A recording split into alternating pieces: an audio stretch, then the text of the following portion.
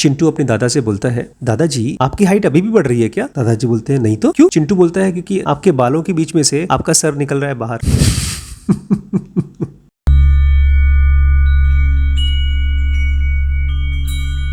नमस्कार दोस्तों, स्वागत है आपका डीप नॉलेज में। आत्मा और शरीर के बीच में एक ऐसा सटल डिफरेंस है जो ज़्यादातर लोग 99% लोग, यहाँ तक कि वो लोग भी जो लोग बहुत सालों से मेडिटेशन कर रहे हैं, प्रार्थनाएं कर रहे हैं, बहुत से गुरुओं को फॉलो कर रहे हैं, वो मिस कर जाते हैं। और ये वो सटल डिफरेंस है, अगर आपने इसको नहीं पकड़ा तो आप कभी भी फिज़िकल बॉडी से हट करके अपनी आत्मन के रूप में, अपने सोल के फॉर्म में जी नहीं पाएंगे। और इस सटल चीज़ को समझने के लिए कई बार बहुत जन्म लग जाते हैं, कई जन्म लग जाते हैं, फिर भी समझ में नहीं आता। क्योंकि इसको समझने के लिए केवल माइंड नहीं चाहिए, केवल थॉट्स नहीं चाहिए, इसके लिए कॉन्शियस स्टडी चाहिए। जब मुझे ये चीज़ समझ में आई थी पहली बार ज़ेनोगा को पढ़ने के बाद, तब सब छूट गया। पढ़ाई लिखाई, नौकरी चाकरी सब छूट गई। मैं पिछले कई 100 जन्मों से स्पिरिचुअल रास्ते पे था, लेकिन ये जन्म मेरे लिए बहुत स्पेशल है, बिकॉज़ मैं इस जन्म में वो सटल लेकिन बहुत बड़ा डिफरेंस समझ पाया आत्मन के और शरीर के बीच में। और मैं वही चाहता हूँ कि आप समझ जाएं। गीता में भगवान कृष्ण कहते हैं, शरीर व्यक्त रूप है और आत्मन अव्यक्त रूप है। मरने के बाद हम सब इस फिजिकल रूप को, जो दिखने वाली रूप है, उसको छोड़ देते हैं, लेकिन एग्जिस्ट करते हैं अव्यक्त रूप में। अब हमें से ज़्यादातर लोगों के लिए अव्यक्त रूप मतलब कुछ नहीं। इसलिए हम जब बात करते हैं किसी मरे हुए इंसान की और उसको हम ये मानते हैं कि हो सकता है वो भूत बन गया हो, कोई प्रेत योनि में चला गया हो, तो भी हम उसको देखना चाहते हैं व्यक्त रूप में, उसी रूप में जिस रूप में वो जिंदा था, फिजिकल बॉडी में था, तो जिस रूप में था उसी रूप में। लेकिन जैसे कृष्ण साफ साफ जाहिर करते हैं कि व्यक्त रूप और अव्यक्त रूप एकदम अलग है। बट यहाँ पर आपको उनका डिफरेंस खाली नहीं जानना, इन दोनों के बीच का लिंक जानना है, और वो भी एक्सपीरियंस से। हम सब फिलहाल तो फिजिकल बॉडी हैं और पढ़ते हैं, चाहते हैं कि हम सब सोल हो जाएं, आत्मन हो जाएं, लेकिन उसके लिए हम किस हद तक जाने को तैयार हैं। जैसे करियर को बनाने के लिए आप 5 साल 10 साल लगाने को तैयार है, अपने बिजनेस को स्टैब्लिश करने के लिए 20-20 साल तक आदमी काम करने को तैयार है, तो अपने अंदर में सोल को एक्सपीरियंस करने के लिए, आत्मन को एक्सपीरियंस करने के लिए हम किस हद तक जाने को तैयार हैं। बिकॉज जो कुछ भी मैं बोलूँगा ना, ये सारी बातें आपके सर से ऊपर गुजर जाएंगी, क्योंकि ये सब शब्द हैं, वर्ड्स हैं, और दिमाग जब किसी बात को सुन लेता है तो उसको रिपीट करता रहता है, और हमारे दिमाग को लगता है कि वो बड़ा इंटेलिजेंट है। चिंटू बार बार अपनी दादी से बोलता है, दादी एक बार टैं बोलो। दादी काम कर रही थी, गार्डन में खुदाई कर रही थी, पौधों की देखभाल कर रही थी। दादी बोलती, परेशान मत कर, अपना काम कर। बोलता नहीं दादी प्लीज़ प्लीज़ एक बार बोलो, एक बार टैं बोलो, एक बार टैं बोलो। दादी बोलती, परेशान मत करो, परेशान मत करो। उसने परेशान कर रखा था दादी को। दादी ने अपना खुरपी वगैरह जो खुदाई का होता है फेंक दिया, बोला बोल क्या बोलना है। उसने दादी एक बार टैं बोलो। उसने कहा टैं, इसमें क्या है, बोल दिया। लेकिन ये सब किस लिए, क्या चाहता क्या है तू? बोलता है मम्मी ने कहा था जब बुढ़िया टैं बोलेगी तो बहुत पैसा मिलेगा। हमारी हालत भी उसी बच्चे की तरह है। हम जब किसी बात को सुन लेते हैं तो हमको लगता है कि हम समझ गए। हम समझते कुछ नहीं है, क्योंकि समझ थॉट्स नहीं होता। तो क्या है डिफरेंस एक फिजिकल बॉडी में और एक सोल में? इसको ऐसे मान के चलिए जैसे कि एक है लाइट, रोशनी, और एक है ब्रॉड डे लाइट, दिन की रोशनी। इस पूरे ब्रह्मांड में ढेर सारी रोशनी है, लेकिन वो हमको दिखती नहीं है। लेकिन जब दिन की रोशनी आती है तब आसमान दिखता है, लोग दिखते हैं, पेड़ पहाड़ नदियाँ शहर दिखते हैं। तो दिन की रोशनी में क्या दिखता है? व्यक्ति दिखता है। जो चीज़ दिखने वाला है वो दिखता है। अब यहाँ पर मैं चाहता हूँ, बहुत फेमस पेयर है शब्दों का, बहुत फेमस, इसको बहुत से फिलोसोफर्स ने यूज़ किया है, ऑब्वियसली जितने भी बड़े बड़े ऋषि मुनि हुए हैं उन्होंने यूज़ किया है, लेकिन इसको हम जैसे ही सुनते हैं हम इसको छोड़ देते हैं। हम बोलते हैं बहुत कंफ्यूजिंग चीज़ है, इसको पढ़ो मत, इसको छोड़ दो, इसके अंदर घुसने की ज़रूरत नहीं है। अंग्रेज़ी में मैं इसको समझाना चाहता हूँ। एक होता है ऑब्जेक्ट, जिसको हम हिंदी में व्यक्त कह सकते हैं, और एक होता है सब्जेक्ट, जिसको हम कह सकते हैं अव्यक्त। जिस शरीर को आप देखते हैं, हाथ पैर उंगली, ये है ऑब्जेक्ट। मैं चाहता हूँ इसको कम से कम अभी शब्द को सुन लीजिए और कुछ देर के लिए अपने दिमाग में रखिए कि जो भी चीज़ें दुनिया में दिखने वाली हैं वो सब है ऑब्जेक्ट। क्या है? ऑब्जेक्ट। और हर एक ऑब्जेक्ट के पीछे होता है सब्जेक्ट। ये सब्जेक्ट के होने की वजह से, अव्यक्त के होने की वजह से ही हम रात को सो पाते हैं। हम ऑब्जेक्ट से सब्जेक्ट की तरफ चले जाते हैं। ये सब्जेक्ट के होने की वजह से ही हम अपने शरीर से अपने मन में जा पाते हैं। हम जब किसी इंसान को देखते हैं, किसी से बात कर रहे हैं, तो वो ऑब्जेक्ट टू ऑब्जेक्ट देख रहा है, लेकिन हम तुरंत चाहें तो अपने मन के अंदर जा सकते हैं। मन के अंदर, वो जो अंदर जाना है उसको बोलते हैं सब्जेक्ट। ये बहुत इम्पॉर्टेंट शब्द है, क्योंकि स्पिरिचुअल यात्रा है movement from object to subject. और आत्मन, जिसको सोल कहा गया है, वो है अल्टीमेट सब्जेक्ट। केवल आपके शरीर का नहीं, इस पूरे ब्रह्मांड का, और जितने भी हमारी इमेजिनेबल यूनिवर्सेस हो सकती हैं, उन सब का अल्टीमेट, अनब्रेकेबल, अनचेंजेबल सब्जेक्ट। अब एक नॉर्मल आदमी जिसने बहुत ज़्यादा काम नहीं किया, स्पिरिचुअल रास्ते पे चला नहीं है, और जब मैं कहता हूँ स्पिरिचुअल रास्ते पे चलने का मतलब ये नहीं है कि आपने किसी को फॉलो कर लिया कुछ साल, कुछ महीने, किसी को अपना गुरु मान लिया, ये नहीं।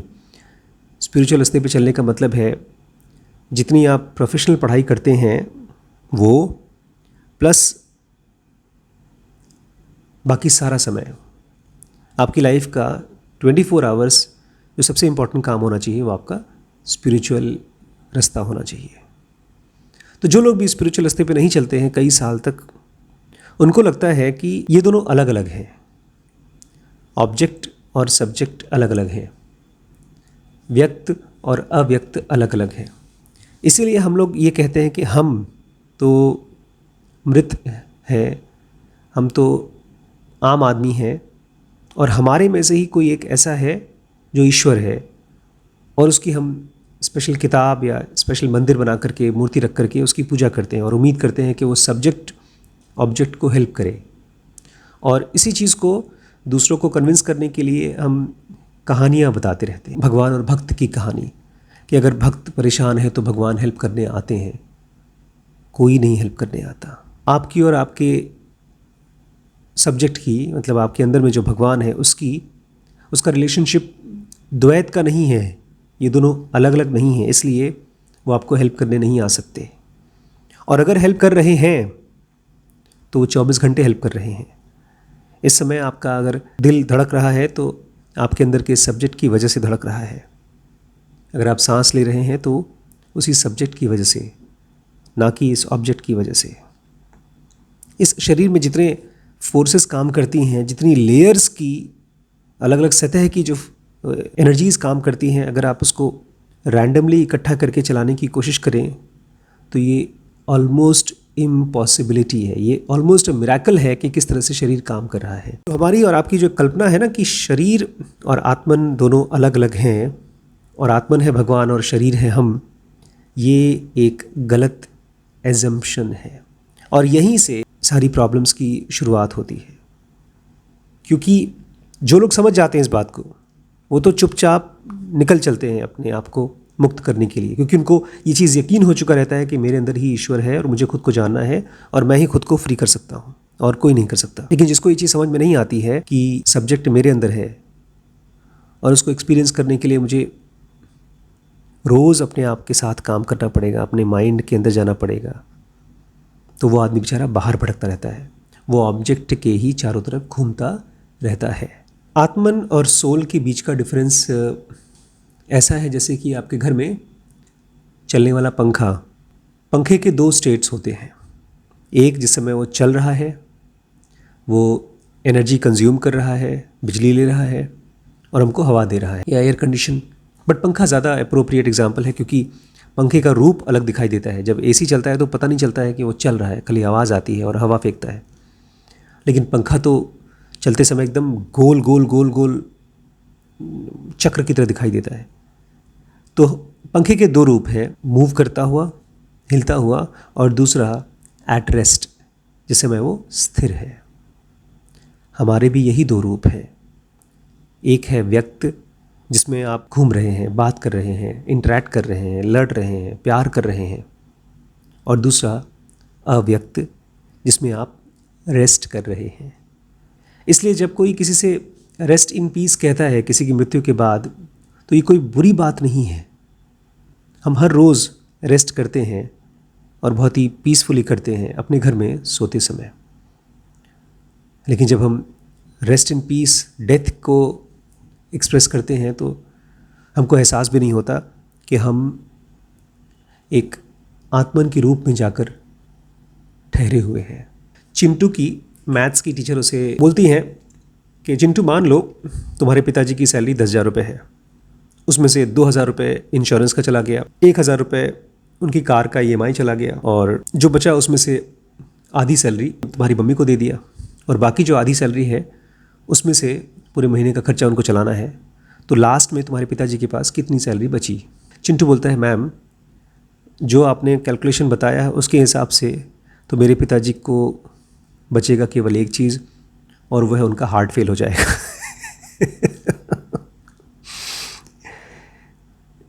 चिंटू बेचारा मैथ्स नहीं सीखना चाहता, वो घर की गणित जानता है। हम भी ये सब बकवास बातें नहीं सीखना चाहते। सब्जेक्ट, ऑब्जेक्ट, आत्मन, परमात्मन, ये सब बड़ा झंझट का काम। आजकल मैं श्रीश के लिए कैलकुलस की बुक ले आया और एक बहुत ही कमाल की किताब लाया हूँ मैं वैभव के लिए। उसका नाम है how not to be wrong, mathematically हम कैसे गलत ना हो। लेकिन ये सारी चीज़ें उनके लिए हैं जो लोग इस दुनिया के लिए क्यूरियस हैं। क्या आप सीरियसली अपने आत्मन को जीना चाहते हैं, उसको एक्सपीरियंस करना चाहते हैं? क्योंकि इस समय आपकी लाइफ चल रही है ना, वो ऑब्जेक्ट की लाइफ, और उसमें जैसे सब्जी में नमक मसाला होता है, ऐसे ही आपकी लाइफ में, आपकी आसपास की दुनिया में नमक है, मसाले हैं, चीनी है, नींबू है, खट्टापन है, तीखापन है, और ये रहेगा। आपको इसका स्वाद लगा हुआ है। ऑब्जेक्ट की तरफ जब जाएंगे, आप सोल की तरफ जाएंगे, तो उसका स्वाद ऑब्जेक्ट से, मतलब फिजिकल बॉडी से एकदम अलग है। वो अगर आप सोचने की कोशिश करेंगे तो सोच नहीं पाएंगे उसको महसूस करने की कोशिश करेंगे, कुछ मिलेगा नहीं, क्योंकि बहुत फिजिकल बॉडी के कंपैरिजन में बहुत सादा है।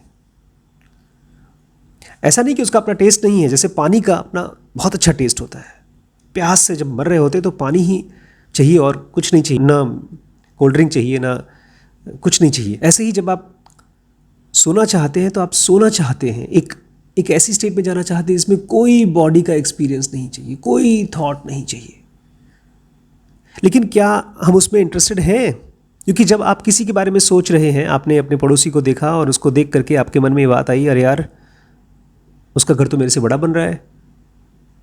या आपके स्कूल में, आप स्कूल में पढ़ते हैं और आपके फ्रेंड के आपसे ज़्यादा अच्छे नंबर आ गए। या जैसे आज ही मुझे श्रीश ने एक बर्थडे पार्टी में गया था, उसने दिखाया कि मेरे दोस्त के पास गेमिंग पीसी आया है और उसका कीबोर्ड बहुत ही खूबसूरत सा चमकीला सा आया है और उसके पास बहुत नया माउस आया है। तो ये सब जब बता रहा था तो मैं उसकी आंखें देख रहा था। उसके मन में ये बात रही होगी ज़रूर कि उसके पास भी मिलना चाहिए। तो जब हम किसी और को देख करके अपने मन में ये सोचते हैं कि अरे यार मेरे पास क्यों नहीं, उसके पास क्यों है, और मान लीजिए आपने ले लिया, आप उससे ज़्यादा अमीर हो गए, उससे ज़्यादा वेल ऑफ हो गए, उससे ज़्यादा सामान आपके पास हो गए, और फिर भी आपके आसपास के लोग आपको दिखाते नहीं कि वो अपने जल रहे हैं आपसे, तो बड़ा ख़राब लगता है। चिंटू अपने दादा से बोलता है, दादाजी आपकी हाइट अभी भी बढ़ रही है क्या? दादाजी बोलते हैं, नहीं तो, क्यों? चिंटू बोलता है, क्योंकि आपके बालों के बीच में से आपका सर निकल रहा है बाहर। हमको लगता है कि जब हम कहानियाँ सुन रहे हैं, स्पिरिचुअल स्टोरी सुन रहे हैं, रामचरितमानस, गीता या कोई भी स्क्रिप्चर पढ़ रहे हैं, बाइबल पढ़ रहे हैं, कुरान पढ़ रहे हैं, उसको रिपीट कर सकते हैं, उसके बारे में बहुत सोच सकते हैं, हम शास्त्रार्थ कर सकते हैं, बहस कर सकते हैं, आर्ग्यू कर सकते हैं। हमको लगता है कि हम दादाजी की तरह ग्रो हो रहे हैं। उस बच्चे को क्या पता दादाजी के सर में जो टकला दिखाई दे रहा है उसके पीछे का राज क्या है। इस दुनिया में राज है और उन राज को हमारा ब्रेन उघाड़ नहीं सकता विचारों के थ्रू। उसको केवल रिसीव कर सकता है जब वो शांत होता है।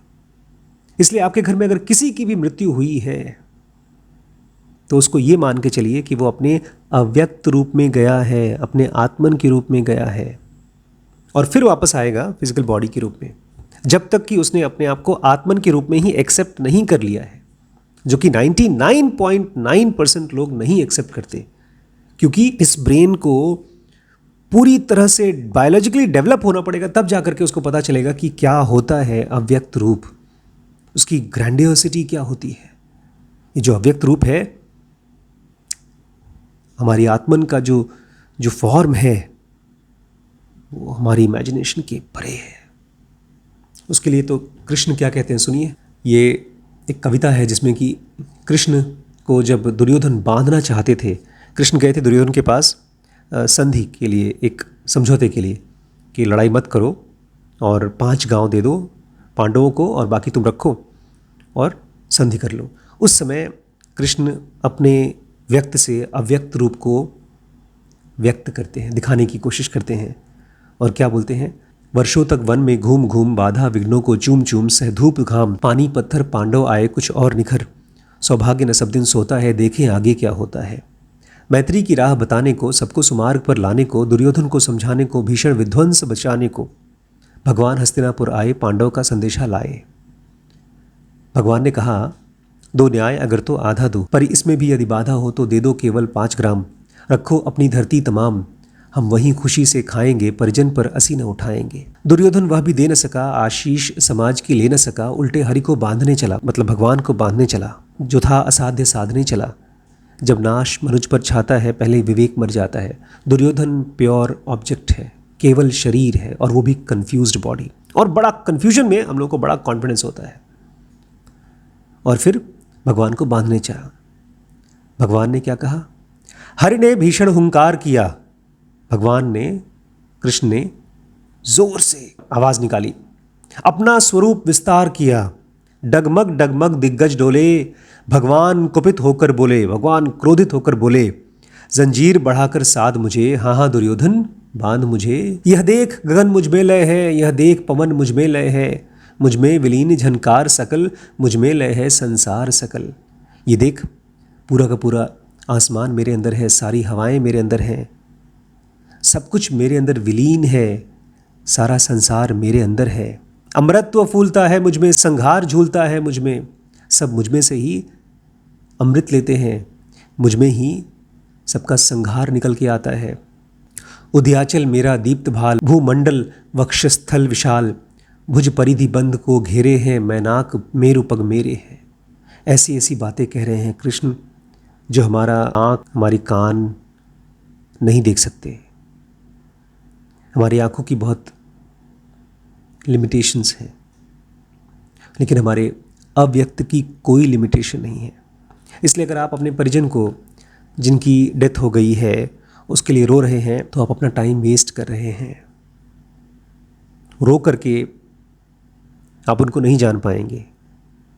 फिजिकल फॉर्म एक इल्यूजन है, टेम्पररी है। ये फिजिकल फॉर्म दरवाज़ा है सोल का, और अगर आपने इस दरवाजे को खोलकर खुद को नहीं जाना तो आप अपने परिजन को नहीं जान पाएंगे। एक लिंक है सोल के और बॉडी के बीच में, वो लिंक क्या है मैं कल की वीडियो में बात करूंगा। अगर आप इंटरेस्टेड हैं तो प्लीज़ कमेंट करके बताइएगा मुझे कि हाँ हम उस लिंक को जानना चाहते हैं, तो ही मैं इस वीडियो का नेक्स्ट वीडियो बनाऊंगा। आज इतना ही दोस्तों। और हाँ, अगर आप सीरियसली इंटरेस्टेड हैं इस यात्रा में मेरे साथ चलने के लिए, तो ये व्हाट्सएप का नंबर है, इस पर ज़ेनोगा एडवांस कोर्स ज्वाइन कर लीजिए। और बाकी ढेर सारे कोर्सेज़ हैं, बिजनेस के लिए WPX है, और भी कोर्सेज़ हैं। आप उसमें बहुत ही रिस्पेक्टफुली इनवाइटेड हैं। थैंक यू दोस्तों, गुड नाइट।